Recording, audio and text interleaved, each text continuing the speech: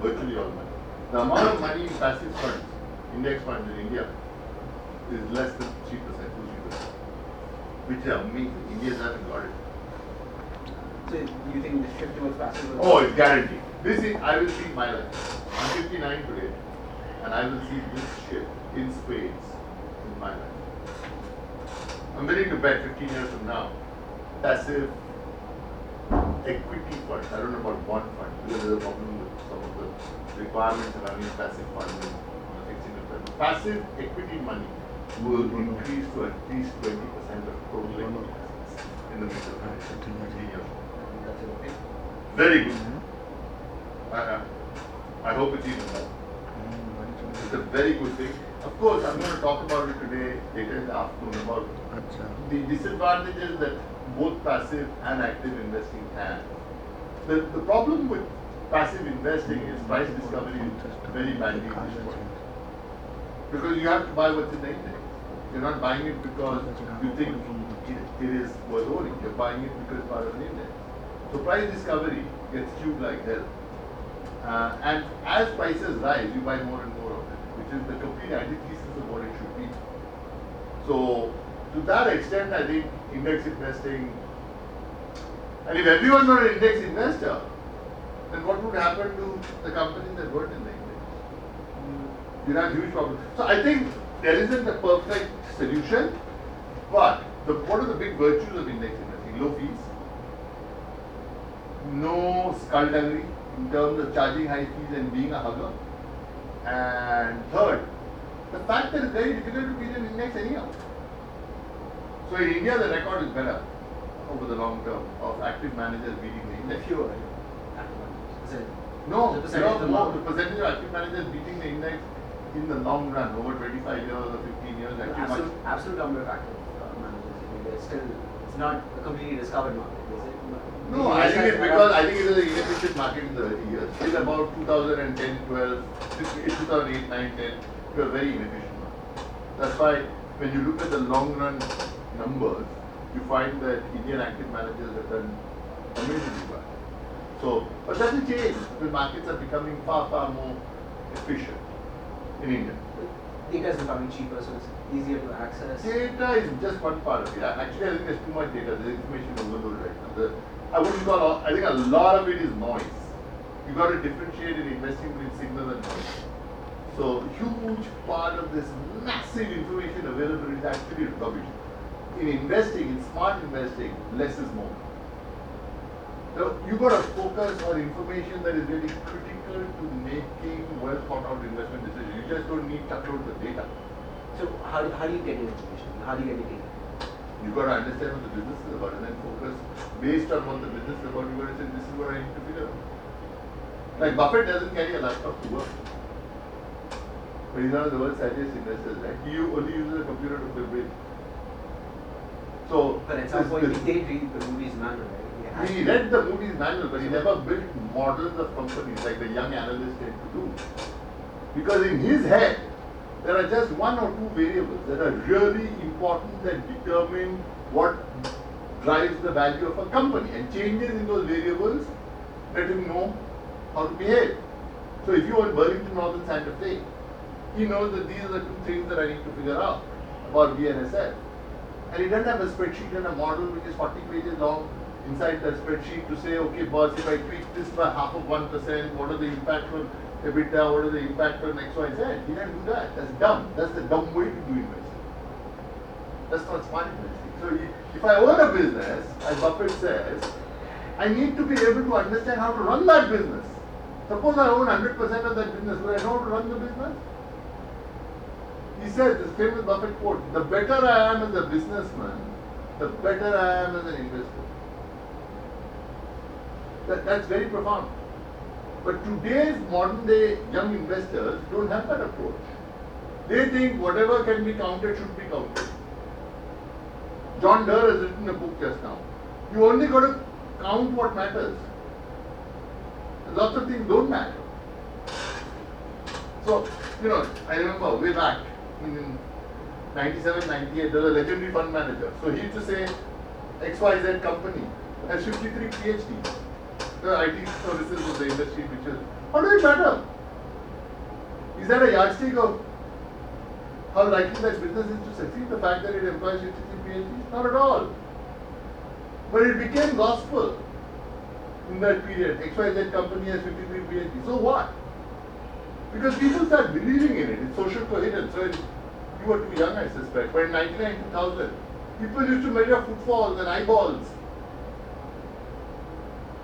Absolute rubbish. That's why we had the bust of 2000. Because people were not focused on understanding what the business is about. And if you really understand the essence of a business, suppose, let's say I was running a credit trading agency, listed credit trading agencies in India, I need very little information to know whether I was doing a good job or a bad. Nothing. And I spent 6.5 years of my life there. So I have some clues about how to survive in that business and run that business. So you need very little information that you need to make sure that you're doing well. And it's true in many companies, sugar, in cement, so many business, textiles. We overthink investing. Actually, as Warren Buffett said again, investing is simple, but not easy. The non-easy part is figuring out how the business works. But once you figured it out, it's incredibly simple. Anyhow, so very long answer to a very simple question. Okay, so let's talk about the markets today. Yeah. And we have this section where we discuss with our guests what they think about India today and where they see it going 10 years from today. And in their specific businesses as well, what the industry outlook is. So let's talk, would you like to talk asset management or the markets? Anything. I'm happy with it. We'll talk about both. So I think the markets right now are at a very interesting point of evolution in India because they're becoming undoubtedly more efficient with more international money coming to India. And that money coming to India is meaning that regulators have to get their act together, that government has to get its act together if it wants to keep this money coming, and it has many positive effects. It's leading to greater transparency in a gradual way, and that's all to the good. To my mind, the more transparent and the more accountable companies are to minority investors, the better it is. It makes the market a safer place to be.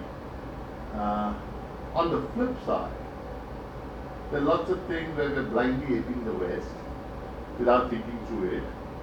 And so we are encouraging those same malaises that afflict Western capital markets in India, like this focus on short-termism, quarterly results, and the importance of reporting on that basis. The belief that stock options align the interests of agents and principals. Especially given It's true. There's this guy, famous prof called Jensen, Michael Jensen in the United States. So he's the guy who put this theory forward. And it doesn't work. It's just like the capital asset pricing model doesn't work, it's broken. But because millions of American profs have earned tenure, no one wants to destroy it. But we know that it's rubbish. I mean, the markets are perfectly efficient, as Warren Buffett said, he'd be a bum with a tin cup on the street. But it's not, they're not perfectly efficient. They're efficient most of the time. Same with agency theory. Are they efficient now? I wouldn't think so. No. Simple answer to a pretty damn simple question. No, I don't think right now they're efficient. So the way the market is discounting future earnings is certainly misplaced. And this is true for all companies or no, it's never true for all of them. Right. But what's upset? It's true for, I think, for a large number of companies. I think the valuation paradigm is most distorted in large cap. Okay. So on the upside or downside? On the upside, they're overvalued like hell. Okay. I mean, you wouldn't be buying in no other country in the world would you buy a company like Nestle at 75 times, forward earnings. Or forget forward earnings. I don't know what the future holds for earnings, but you wouldn't be buying it at 80 times trading earnings. You wouldn't be buying Hindustan Lever at 65 times trading earnings. You wouldn't be buying P&G at 80 times, Britannia at 60 times. Or you take whole host of other companies. So that in 101 times. Whatever, yeah. So, and we've just focused on one segment, which is Yeah, but there are lots of other places where the valuations are just bizarre. So the good companies reflect. So look at Maruti. I think Maruti at 26, they earned what, $250 last year, and the price is 6,500? Yeah, around that. So we're talking of what, 5,000 and 1,500, 26 times trading earnings. Because there's a widespread belief now that Maruti is secular growth, which it may be, but it's not secular growth. It is cyclical growth. So, but the stock market believes it's secular growth. There's a narrative, and the narrative and the fear factor and bunch of other things. People are very scared now to own anything where earnings are not highly predictable. So they run away from those companies, and those companies are typically some of the smaller sized companies in India. And business doesn't work like that. You can't have predictable earnings every single quarter. Earnings are going to be lumpy. So because of the fear that you can't predict the earnings, those companies are being crushed. And companies which put up the pretense of having predictable earnings, or the rare few who actually do have predictable earnings, which is